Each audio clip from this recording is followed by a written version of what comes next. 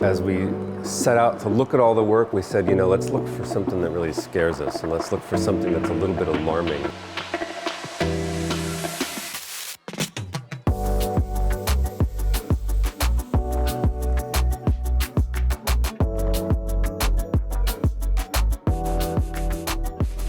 If the internet has totally transformed the way that we work and the way we think, we should be seeing less and less hanging on to old systems and old practices and more of trying new things. There was a couple of projects that were around aiding people who'd lost their voices, and there was quite a few categories around space. So VR experiences around space, and one of my personal favourites, and it still makes the hair stand on the back of my neck, is Project 84. It is just absolutely stunning project. One of the others that I really like is the Billie Jean King, the trainers.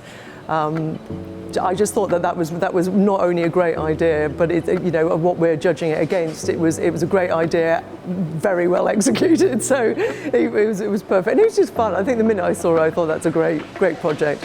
The biggest challenge is really determining the parameters around branded content and entertainment, because there's definitely are some grey areas. It could be an experience that's captured, in film or as an installation or whatever, but there's generally seems to be some kind of story behind it and delivered to the audience in a way that they would probably seek it out and share it.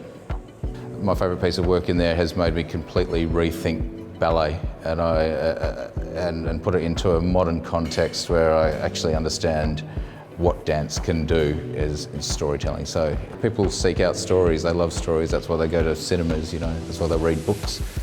And in putting storytelling into our work is the best way to engage. Yeah, I think the role of AR and VR in branded content is really important at the moment, because it's a new form of content, so it tells new stories in different ways. Branded content seems to be the area where you really have a license to make something that doesn't feel like an ad. Elements for effective storytelling in VR are to look at the nature of character. So you, the participant, you become a character, and that's new.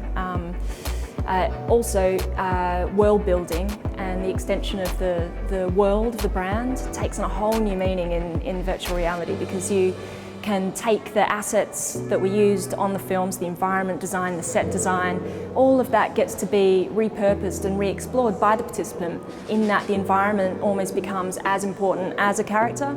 It was the first year we'd actually merged outdoor and press together, so again there were challenges in that. But it made it a very interesting experience. I think long-form copy is coming back. It was very interesting, really good craft in writing. And also there's definitely work coming through from a digital outdoor perspective and bringing in data. There was a piece of work from a Colombian newspaper, El Tiempo, but this particular piece was so clever in its poster. It was called Invisible Woman. You really do have to double take the art direction, and the execution is very well done, as well as it highlighting and created a big debate in that country as well. So I think it was a very valid piece of work. I think D&AD is always really special because you get to meet so many different types of people from across the world. People are very excited about coming to do the judging. It always creates brilliant debates. It's not an awards judging panel jury unless there's arguments, and I think that's very healthy to have arguments. Defining media has been, we've had much debate around that today. What is media? Do you have to have a transaction attached to it, or is it any vehicle that you can use to communicate to an audience? I don't think we've decided fully where we net out. We think it is a broad church. And it's the creativity, the use of that medium, that I think what we're here to celebrate. Two big trends that we saw coming out. The first one is media as an object. What we're seeing is an awful lot of businesses and campaigns that are producing something of value and of worth for consumers, and then building comms around that. And then the second one is, I think there is a resurgence of good comms planning. Traditionally, this would sit in an integrated campaign, and we saw some really excellent work being delivered where you see a creative idea has been made bigger and better by executing in different channels to just some fantastic detail in terms of its execution.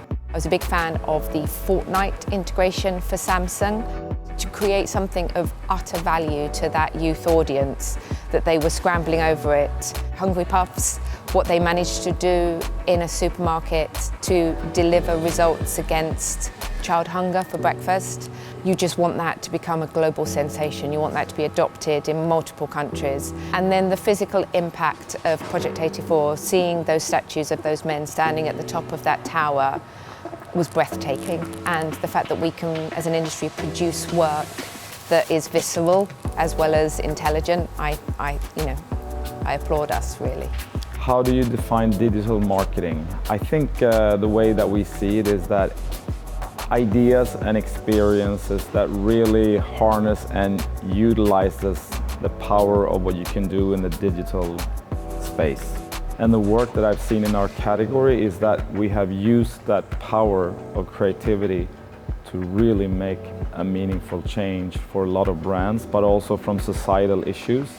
One of them is the corruption detector, which actually helps people to find out about the people running for presidency in Brazil, instantly about their records, what kind of records do the police and the authorities have on them. So it's democratizing, helping to democratize a country. It's helping to be more transparent on who you're voting for.